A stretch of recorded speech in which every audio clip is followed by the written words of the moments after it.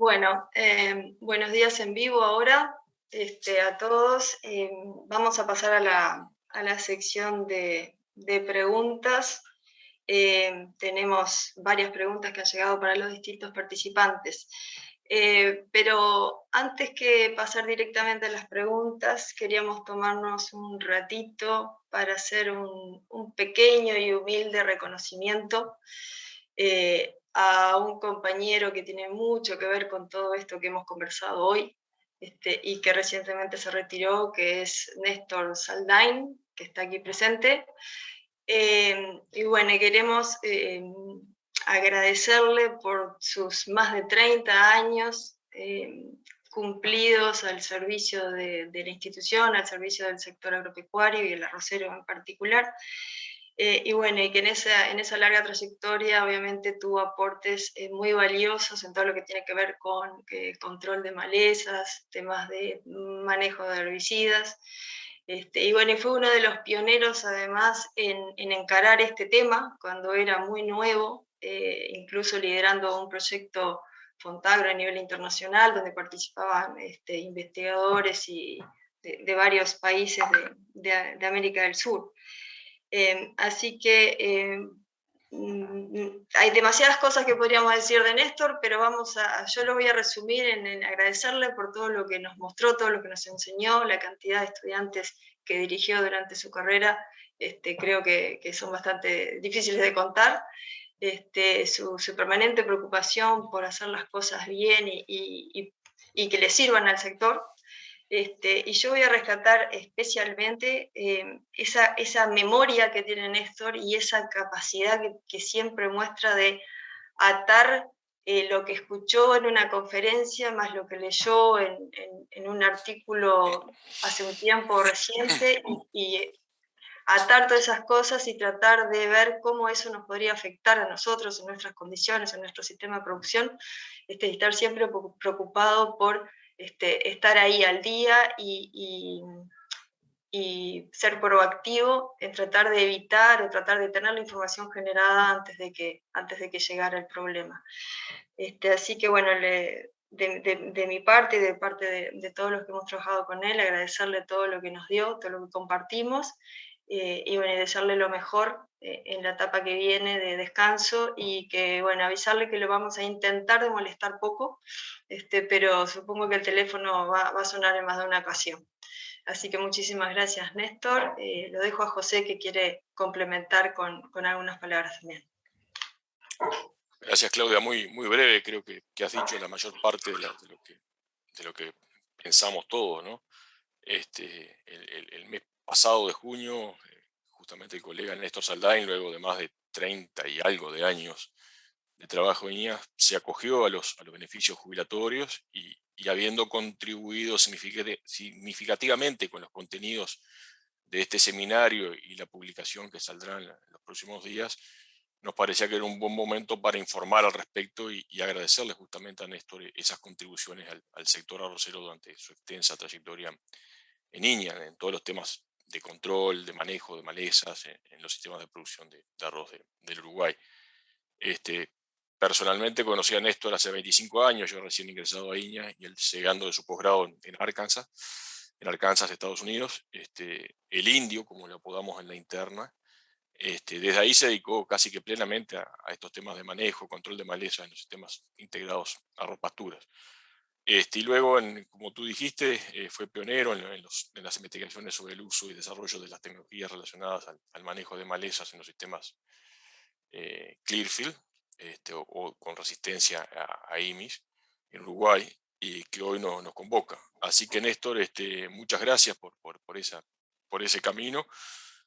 Gracias por participar hoy de la actividad luego de tu retiro. Lo hubiésemos querido hacer antes que te retiraras, era la puerta de salida perfecta. Por diferentes circunstancias nos demoramos un poquito, y lo mejor de lo mejor en la nueva etapa. Así que adelante, Claudia, con la próxima parte.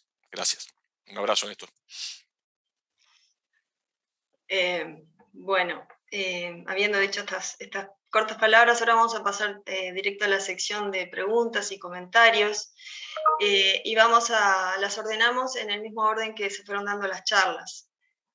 Así que en principio tenemos para Juan Rosas, que nos estuvo hablando del tema del flujo génico, el tema de la problemática de adquisición de resistencia de arroz maleza.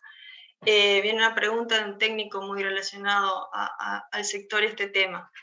¿No hay genes mutantes dominantes para las tecnologías Clearfield o MAX6, lo que blindaría en mayor medida la tecnología frente a los cruzamientos con arroz maleza? Te la dejo, Juan. Gracias, Claudia, y muchas gracias por la pregunta. Primero, capaz que aclarar un poco los términos para que todos sepamos de qué estamos hablando. El tema de los genes dominantes significa, o sea, como había explicado Néstor más temprano, el arroz es diploide, o sea, tenemos dos juegos de cromosomas de uno de los padres, un juego y el otro del otro padre. O sea, de cada gen tenemos dos versiones, una de cada progenitor. Entonces, cuando algo es dominante, cuando un gen es dominante, es que con una sola de las copias que sea resistente, ya la planta va a ser resistente. Esa planta hija que está naciendo, digamos, por ejemplo, de un cruzamiento entre un cultivar resistente y una maleza que era susceptible, bueno, esa primera generación que tiene una sola copia ya va a ser resistente. Eso es cuando es dominante.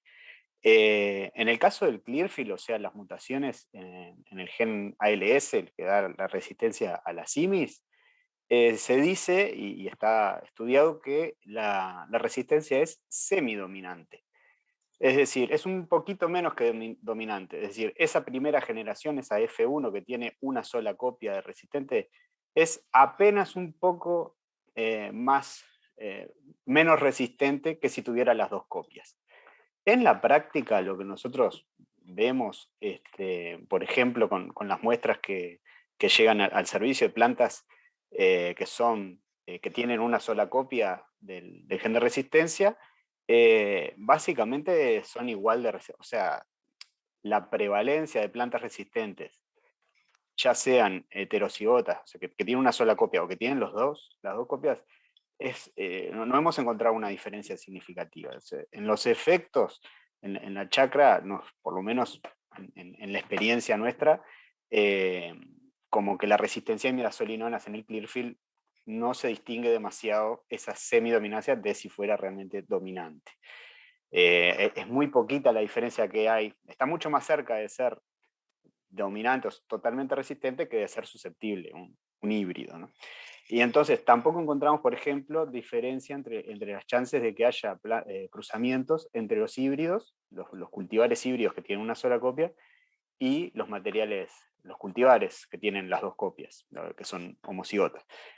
Entonces, yo no veo realmente que, digamos, por ejemplo, en el caso del Quisalofop, el Max Ace y el Provicia, que son que sí tienen una genética dominante, estamos en una situación muy similar. O sea, no creo que esa pequeña diferencia entre la semidominancia de Clearfield y la dominancia de la resistencia a Quisalofop nos cambie el panorama en cuanto a... sigue siendo el talón de Aquiles, digamos, y sigue siendo ese cuidado, sigue siendo igual de vigente en caso de semidominancia que en el caso de dominancia. Bueno, no hay una diferencia muy grande. Eso sería un poco el concepto. Bien, muchas gracias, Juan. Ahora viene una pregunta para mí, me la hago a mí misma. Se refiere a que los controles de capín resistente que se realizan en gran medida hoy en día es con inhibidores de la CCasa, los graminicidas, y en menor medida con Rinskor, Loyant. ¿Este manejo puede condicionar la eficacia de la tecnología MAX6 antes de su implementación? Bueno, buenísima la pregunta y sí es una de las preocupaciones que tenemos y que tenemos que seguir teniendo, ya que como bien dices, cuando tenemos un problema de resistencia a inhibidores de la ALS, que es lo que estuvimos conversando, la medida de control que sigue es aplicar un graminicida, que coincidentemente va a ser uno de los herbicidas, va a ser el herbicida que se va a utilizar en el sistema MAX 6 o en el sistema Provincia en el caso que sea de BAF.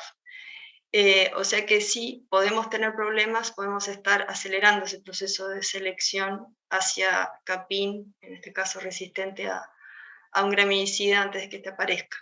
Recordemos que las ACCasas, si bien no son tan riesgosas en generar o ayudar a generar resistencia como los ALS, son el segundo grupo de riesgo, por decirlo así. O sea que es bien importante, y te agradezco la pregunta, Emiliano, es continuar esa rotación de herbicidas, o sea, seguir incluyendo el Loyant, como lo mencionas tú, no olvidarnos de que existe y está el propanil y no hemos tenido mayores problemas, excepto alguno puntual. No olvidarnos de seguir utilizando preemergentes, además de las imidazolinonas, el clomazone, la pendimetalina, o sea, seguir con el concepto de diversificar herbicidas y, por supuesto, incluir otros cultivos o pasturas en el sistema. Así que más o menos ese será el comentario. Ahora tenemos una pregunta para Néstor. Si podrías resumir en 3 o 4 pautas cortitas cómo mitigar el efecto no deseado de los residuos de las IMIs remanentes en el suelo, pensando en sistemas arroceros. Bueno, buenos días. Primero agradecer las palabras tuyas y de José. Brevemente, lo importante, una cosa importante que mencionaba el profesor Camargo, es el drenaje. El drenaje es muy importante y se incluye de romper taipa y eventualmente de pasar a nivelar los suelos con una pendiente, suavizar la pendiente de los suelos. Eso en un caso, digamos, más, una aspiración.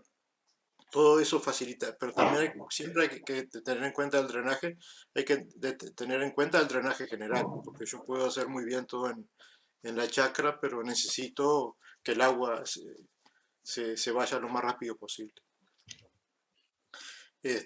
La otra cosa es que, bueno, yo ahí tengo dos opciones, rompo la taipa, dreno, tengo dos opciones. Una, hacer el laboreo, porque una cosa a tener en cuenta es que las imidazolinonas, después de la inundación, se estratifican en el suelo, se mueven hacia abajo, no quedan en la superficie. Generalmente hay datos de la Universidad de Santa María que muestran claramente que se queda en una capa entre 10 y 15 centímetros donde está la mayor concentración. Y ese herbicida puede subir si durante el barbecho tenemos un periodo seco o hay napa colgada de agua como sucede en la mayoría de los planosoles. Entonces, ahí tenemos dos opciones, o hacer laboreo. El laboreo lo que hace lo trae para arriba, pero entramos en un periodo de invierno frío.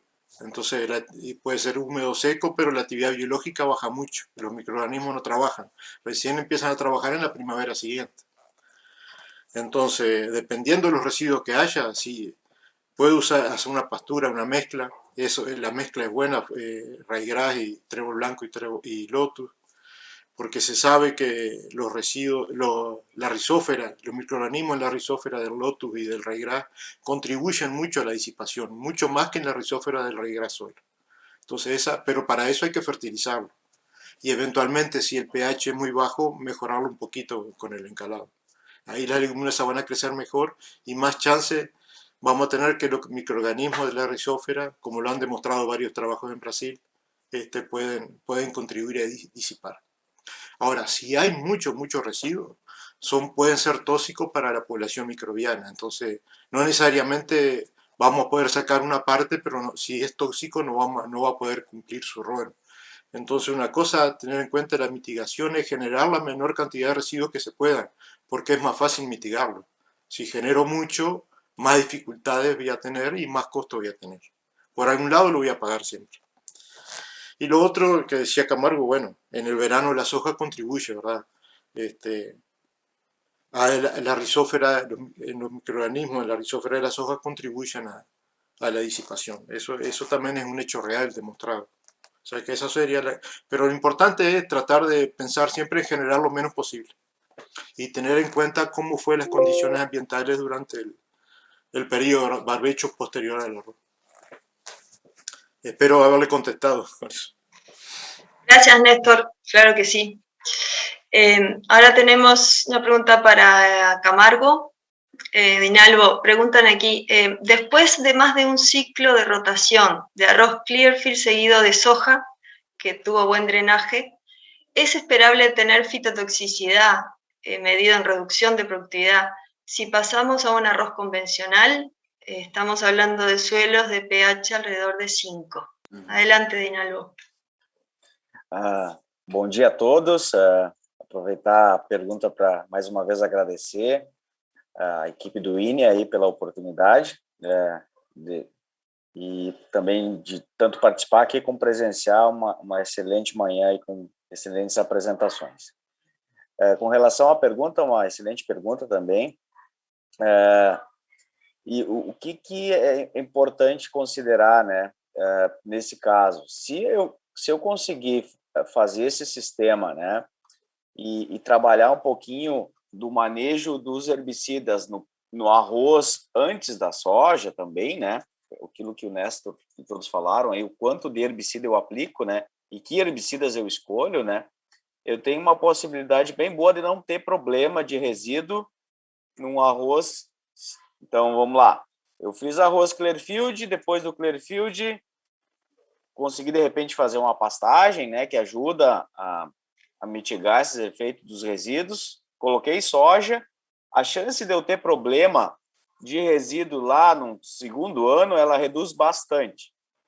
Até porque, quando se entra com a soja, a gente obrigatoriamente vai ter que fazer calagem, né? Vai ter que corrigir o pH dessas áreas. Esse pH 5 aí, ele não é favorável para a soja. Então, a gente tem que pensar na cultura soja que entrou no sistema e melhorar o pH, né? Essa melhoria de pH ajuda muito na dissipação, porque, vejam bem, durante a soja a gente vai ter todo o verão temperaturas altas, com o solo já melhorado em termos de pH, onde a atividade microbiológica vai ser excelente para degradar o herbicida. Então, assim, eu não me preocuparia muito, né, via de regra, assim, se eu conseguir fazer isso e ter problema em reduzir produtividade lá no segundo ano. O ponto que é mais importante nesse caso é a questão das daninhas, daí, né? Por exemplo, se o produtor fez Clearfield, entrou com soja, como é que está o banco de semente do arroz vermelho, do rojo, né? Para ele conseguir voltar com o convencional, porque lá no convencional ele não vai ter opção de controlar esse arroz vermelho. Então, o que a gente tem visto aqui na realidade gaúcha, né? É mais comum o produtor que quer voltar para um cultivar convencional fazer pelo menos os 2 anos de soja, até 3. Não tanto pensando no resíduo, mas sim pensando na planta daninha. Porque, de novo, lá dentro do convencional, eu não tenho opções de controle químico adequadas para controlar arroz vermelho, por exemplo. Certo? Então, mas assim, via de regra, em termos de resíduo, essa saída do Clearfield com um ano de soja bem trabalhado, bem drenado, corrigindo pH para adequar aquele solo para a soja, não deve gerar problemas em termos de resíduo. Mas a preocupação que eu coloco como primeira nesse caso é o controle de vermelho, do banco de semente do vermelho. Passa a ser uma coisa mais importante até que o resíduo. Muchas gracias, Edinalvo. Tenemos otra pregunta, pero coincide bastante con la que ya se hizo anteriormente, así que pasamos a una pregunta para Francisco Bedmark. Y es la información de persistencia y otros coeficientes de, por ejemplo, lixiviación o vida media de las imidazolinonas que nos estuvo ilustrando Bedmark, está como para cada herbicida en forma individual. Cuando utilizamos mezclas de 2 herbicidas que tienen diferentes características, de estas que se estuvieron mencionando, ¿nos guiamos por el herbicida más complejo, más complicado, por decirlo así, o hay otros aspectos a considerar cuando se mezclan 2 herbicidas que tienen estas características diferentes? Adelante, Francisco. Bueno, buenos días a todos. Muchas gracias a Línea y a Néstor y Claudia por la invitación. Y bueno, y feliz jubilación para Néstor. Yo estoy igual que vos, así que ahí estamos.